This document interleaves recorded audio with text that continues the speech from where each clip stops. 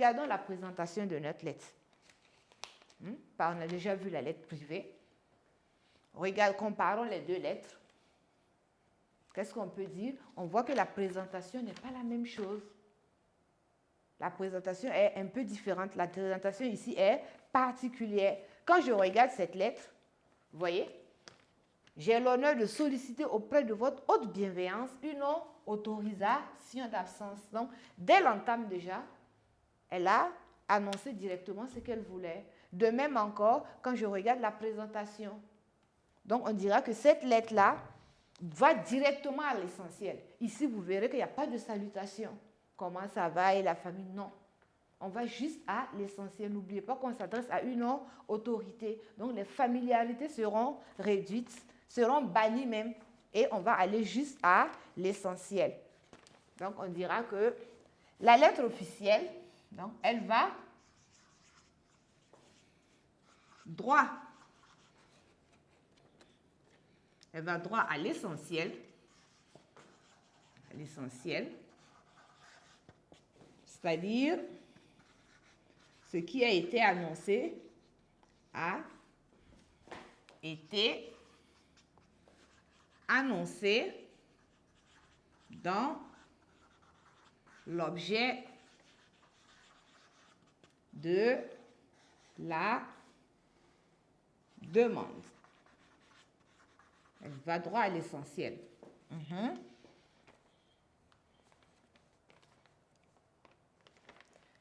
Et la lettre officielle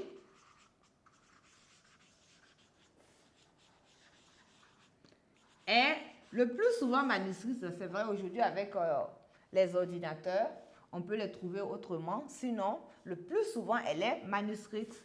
Le plus souvent, la lettre officielle est le plus souvent manuscrite, c'est-à-dire je dois écrire avec ma main. Souvent, manuscrite. Manuscrite.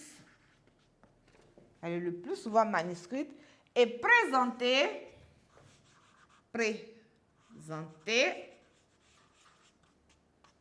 proprement. N'oubliez pas que je demande un service, il faut que je m'applique proprement sur une feuille quadrillée, une feuille quadrillée, sur une feuille quadrillée de format A4. C'est cette feuille-là qui a donné son nom en même temps, feuille de demande que nous achetons dans les boutiques. Voilà. Donc, cette feuille-là, elle est vraiment faite pour présenter les demandes. Voilà.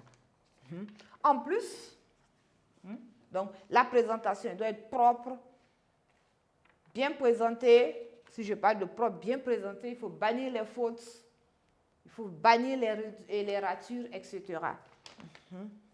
Le ton dans cette lettre-là, le ton doit être poli,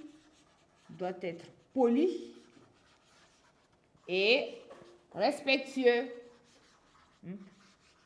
Donc, même si vous connaissez la personne, dès que ça devient dans le cadre de l'administration, le ton est poli. Vous voyez, ici, elle parle de vous. J'ai l'honneur de solliciter auprès de vous, de votre bienveillance. Donc, ici, on vous voit l'autorité. Et la lettre officielle respecte des règles. Donc, la lettre officielle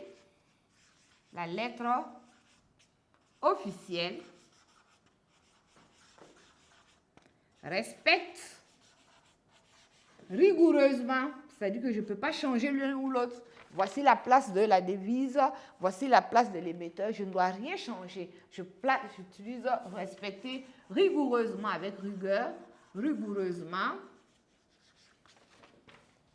Elle doit être, la lettre officielle respecte rigoureusement les règles de présentation, les règles de présentation. Les règles de présentation. Donc, il faut toujours respecter. Quelles sont ces règles-là? Je vais commencer là. Connais Fatim, élève en classe de 5e. Donc, c'est-à-dire, qu'est-ce qu'il y a ici? Cette partie-là va représenter quoi? D'abord, tout comme toutes les lettres, on aura deux parties, n'est-ce pas?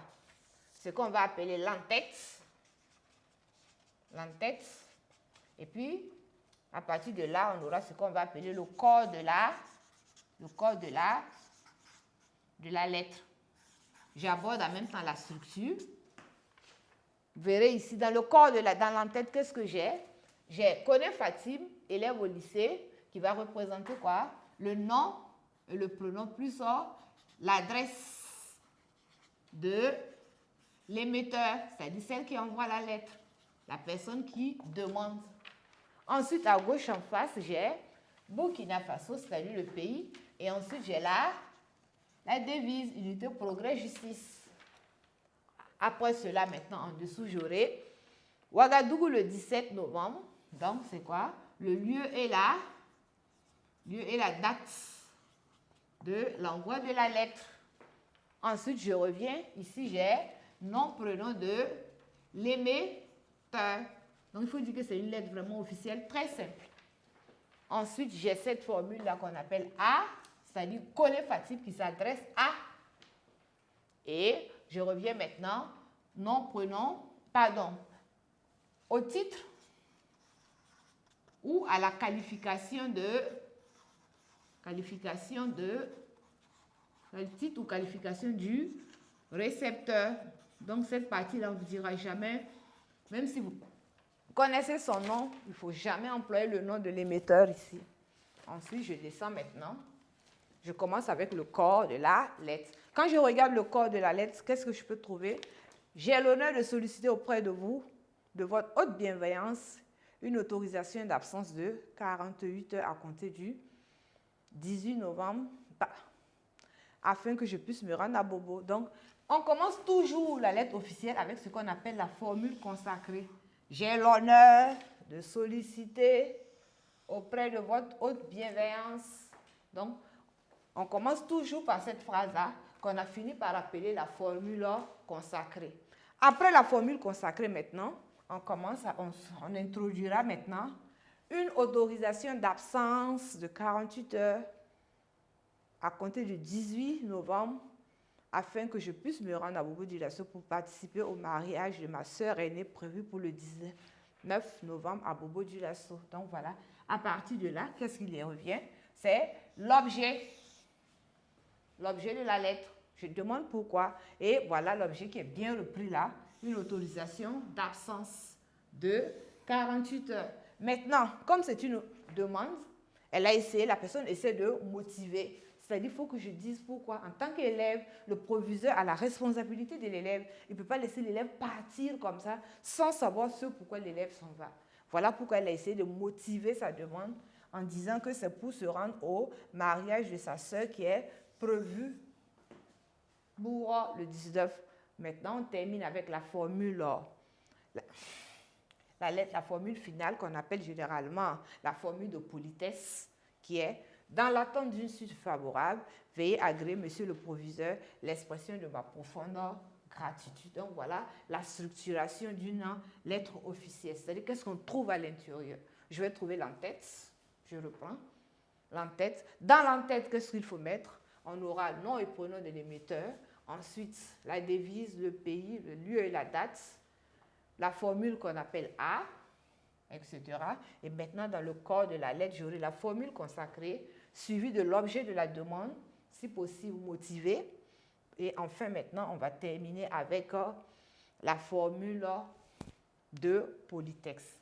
Donc, voilà ici comment se présente, comment se structure. On va essayer de matérialiser ça sur la feuille afin que vous voyez de façon concrète comment placer différents éléments lorsque vous aurez à écrire une lettre officielle. Là, vous n'avez juste qu'un exemple et c'est la lettre officielle simple.